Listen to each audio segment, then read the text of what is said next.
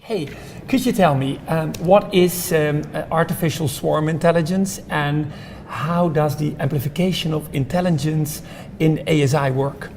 Yeah, so most forms of artificial intelligence are inspired by nature. And so for the last 60 years, people have been looking to nature for ways to create artificial intelligences. Most AI research looks at neurological intelligence, which is, the intelligence inside of people's brains where you have networks of neurons that are connected together to create an intelligence. Artificial swarm intelligence looks at a different type of biological intelligence called swarm intelligence. Swarm intelligence is nature's way of building intelligence not from neurons but from organisms, from connecting groups of organisms together to make them smarter together than alone. So swarm intelligence is the reason why birds flock, fish school, bees swarm.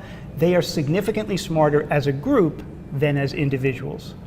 Artificial swarm intelligence says, hey, if this works for birds and bees and fish, can we make it work for people? People didn't naturally evolve the ability to form swarms, but with algorithms and software and interfaces, we can connect people together. These are people who could be distributed all around the world. We can connect them together into systems modeled after natural swarms.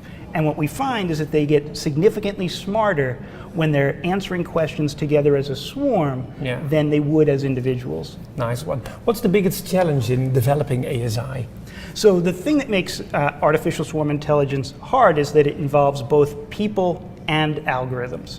Most AI research looks at replacing people with algorithms. We look at connecting people together with algorithms so they can get smarter, which means we need to connect people together in real time. And so if we're going to do a prediction, we need to have a group of people. They could be anywhere in the world. They're going to log into our system, and we're going to have questions pop up on all their screens at the exact same time. And then they're going to answer those questions together as a system, converging on answers that are optimized compared to what they would do on their own. Yeah. Hey, what day-to-day applications of ASI do you envision in the future? Yeah, so the thing that's really cool about artificial swarm intelligence is it allows us to take any group of people and make them smarter. And so any place where you have a group of people that you'd like to be smarter is an application. So you could imagine business teams. And in fact, we've done a lot of work with business teams where we can take a group of people together who are marketing people or sales people, and together as a swarm, they can make significantly more accurate sales forecasts or business predictions or business decisions. We even just did a research study with Stanford University Medical School where we took groups of doctors and we had them diagnose chest x-rays together as a swarm, and they got 33% more accurate in predicting, in diagnosing these chest x-rays when they were connected together as a swarm versus individuals. Wow, nice, that's cool, that's cool. Hey, what did you research in your paper? Yeah, so this paper looked at connecting groups of sports fans together, spread across the US and Canada, and to predict the outcome of hockey games. And so we actually had 200 hockey games. These were 10 games a week for 20 weeks, and we had them predict as individuals and then also predict as a swarm intelligence. Yeah. And when we did this, we found that this group was significantly more accurate in predicting together as a swarm. As individuals, they were just slightly better than guessing. They were 52% accurate.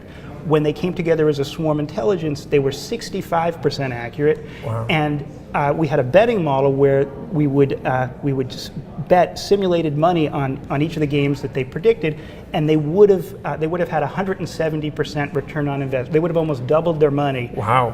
At the end of these 20 weeks by predicting as a swarm, whereas had they predicted just as individuals, they would have all lost money.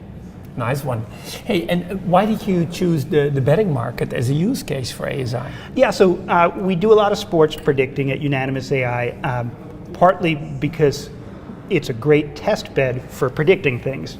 We have sporting events happen every day, and then the next day we get an answer and we know if we're right or wrong, and you can't fake it. We publish the predictions in advance. In fact, on our website we'll publish predictions for hockey games, football games, baseball games, basketball games, and then we track these across the season.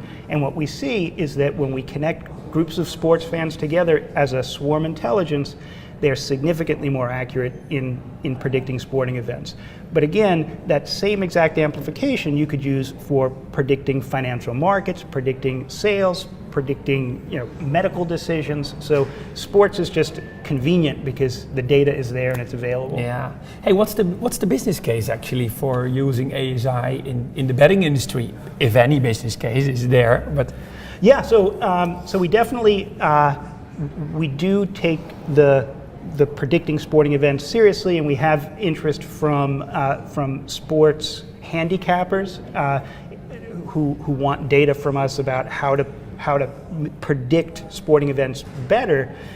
But the primary business case for our company is to do optimized forecasts and optimized decisions for large companies. And so we do take teams who are sales teams or marketing teams or business teams, and we connect them together and allow them to make more accurate predictions about their own business, which every business team would like to do. Yeah. Hey, what makes the application of ASI to a group of average sport fans lead to higher group intelligence versus the group of Vegas bettors, which could be argued is a swarm in itself, actually? Huh? Yeah, so Vegas betting markets are a group of people. A swarm is a group of people. What we're seeing is the swarm outperforms the Vegas betting market. And the reason for that is that a market is a serial, sequential set of predictions. Each person who bets money in a market or places a bet in a stock market is influencing the person who comes after them.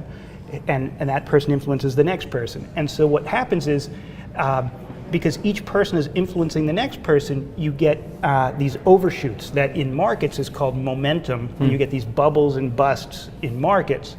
Nature figured out in swarms how to solve this, which is instead of people interacting in series, they interact in parallel. So there's no leader, there's no follower, everybody's converging together on an answer, and so you don't get these bubbles and busts, you just get a more accurate forecast. Clear, yeah. Hey, what technological developments will bring ASI to the next level? Yeah, so we're continuing to look at how we can make these systems smarter, and we think we're just at the start of this space.